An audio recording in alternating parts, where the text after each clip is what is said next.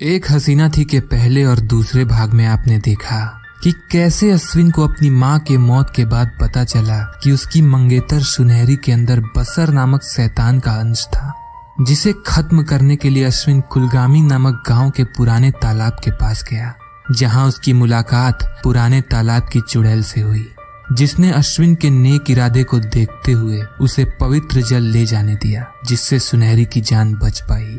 और अब आगे। रुको, तुम यहाँ कैसे फंसी? तुम्हें मुक्ति क्यों नहीं मिल रही? ये किसी और दिन की कहानी है। 6 महीने बाद अब अश्विन और सुनहरी की शादी हो चुकी है। वो दोनों खुशी खुशी साथ रहते हैं, पर आज भी अश्विन अपने अतीत को भुला नहीं पाया है।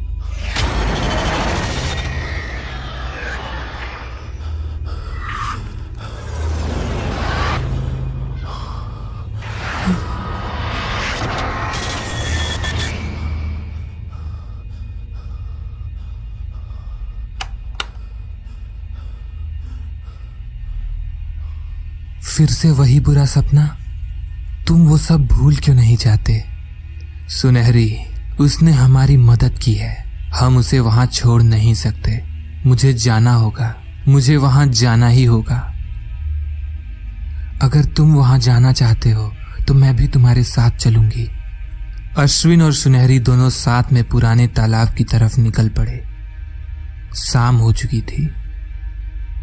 वहां पहुंचते ही अचानक अश्विन को एक और विजन आया, जिसमें उसने एक आदमी को देखा, पर अश्विन ने इसे नजरअंदाज कर दिया।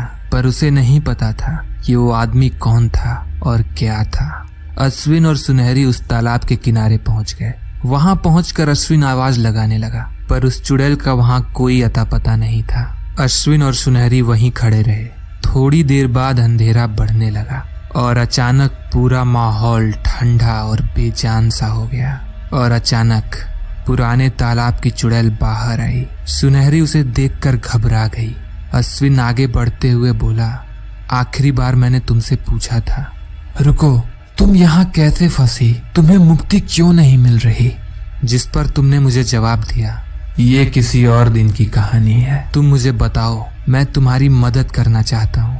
इस पर उसने कहा, मुझे पता था अश्विन तुम जरूर आओगे, पर तुम मेरी मदद नहीं कर सकते। तुमने ही तो कहा था कि मैं एक नेकी का फरिश्ता हूँ। प्लीज मुझे तुम्हारी मदद करने दो। तो फिर ठीक है, तुम जानना चाहते हो ना कि मैं यहाँ कैसे आई? तो सुनो। उसने अपनी पूरी कहानी अश्विन को सुनाई। उसकी कहानी के मुताबिक लगभग 20 साल पहले इसी गांव में अप्सरा अपने बूढ़े बाबा के साथ रहती थी। वो बेहद गरीब थे, पर अपनी जिंदगी खुशी से बिता रहे थे। अप्सरा अपने नाम की ही तरह सच में अप्सरा थी।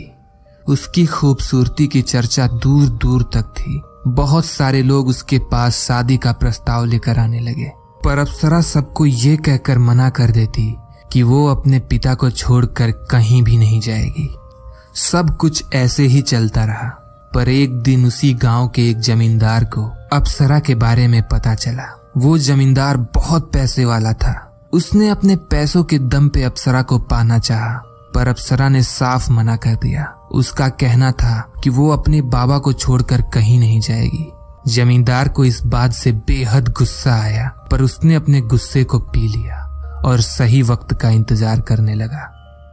एक बार अप्सरा किसी काम के तहत घर से बाहर गई थी। इस बात से घात लगाकर वो जमींदार उसके घर आकर उसके पिता को बेहद ही बेरहमी से मार डाला। शाम में जब अप्सरा घर आई तो उसने देखा कि उसके पिता की मौत हो चुकी थी। अप्सरा इस वजह से टूट गई। उसके हंसते खेलते जीवन पर ग्रहण सा लग गया। अप्सरा रोने लगी। उसकी आंखों से दर्द और पीड़ा के आंसुओं की बाढ़ बनकर निकलने लगी। इतने में वहां वो जमींदार आ गया और कहा, ओहो, ये क्या हो गया? पिताजी तो चल बसे, अब बची है तो घर में एक अकेली बेटी। बहुत बुरा हुआ। अप्सरा समझ गई थी कि उसके पिता की मौत से इस जमींदार का जरूर कोई संबंध है। उसने उस जमींदार को वहां से जाने को कहा। इस पर वो जमींदार भड़क गया और गुस्से में अप्सरा को साथ चलने को कहा। अप्सरा के मना करने पर जमींदार जबरदस्ती अपने आदमियों की मदद से उसे अपने साथ ले जाने लगा। अप्सरा चीखती चिल्लाती रही, रहम की भीख मांगती रही, पर उसकी कोई न सुना। उस हैवान ने मासूम अप्सरा पे बहुत जुल्म ढाए। 7 दिन तक वो रहम के लिए गिड़गिड़ाती रही। वो पूरी तरह से हार चुकी थी। जमींदार ने उसे उस तालाब के किनारे मरने को छोड़ दिया। अप्सरा जो एक मासूम सी अपने पिता के साथ अपनी छोटी सी जिंदगी में हंसी खुशी रह रही थी, उससे उसका सब कुछ छीन लिया गया। अब उसके पास कुछ नहीं बचा था। अप्सरा उठकर उस तालाब में जाकर समा गई। ये इंसानियत की हत्या नहीं तो क्या था? आखिर क्यों होता है ऐसा? माँ ये वो होती है जो हमें जन्म देती है। इसके बिना इंसान की उत्पत्ति असंभव है। वो औरत है। बहन ये वो होती है जिसे हम कोई भी काम दे दें तो वो मुंह बनाकर ही सही पर खुशी खुशी करती है। बहन हमारी पहली दोस्त होती है। वो भी औरत है। बेटी जिसे हम अपने कलेजे के टुकड़े की तरह पालते हैं और एक बार अगर वो पापा बोल दे तो खुशी से उसे गले लगा लेते हैं। आखिर वो भी तो एक औरत ही है। तो फिर क्यों हमारे समाज में औरतों पर इतना जुल्म होता है? आखिर कितनी निर्भया और दामिनी शहीद होंगी तब हमें समझ आएगा। क्या इतना कम नहीं?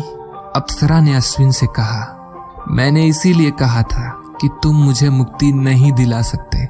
मुझे और मेरे जैसी लाखों निर्भया को मुक्ति उस दिन मिलेगी जिस दिन इस समाज में औरतों पे होने वाले ये जुल्म खत्म होंगे। जिस दिन लोगों की नजर में औरतों के लिए गंदगी नहीं रहेगी। उस दिन अश्विन, उस दिन मुझे यहाँ से मुक्ति मिल जाएगी। अश्विन समझ चुका था कि अप्सरा को मुक्त करना उसके अकेले की बस की बात नहीं। हम सबको उसकी मदद करनी पड़ेगी। हम सबको अपने अंदर की गंदगी को साफ करके औरतों का सम्मान कर एक ऐसे समाज का निर्माण करना पड़ेगा जहाँ किसी भी अप्सरा या दामिनी को अपनी जान न गंवानी पड़े। अश्विन और सुनहरी वापस जाने लगे। तभी अचानक, रुको, मुझे पता है कि तुम्हारे पिता के साथ क्या हुआ था। उनकी मौत बसर के कारण हुई थी।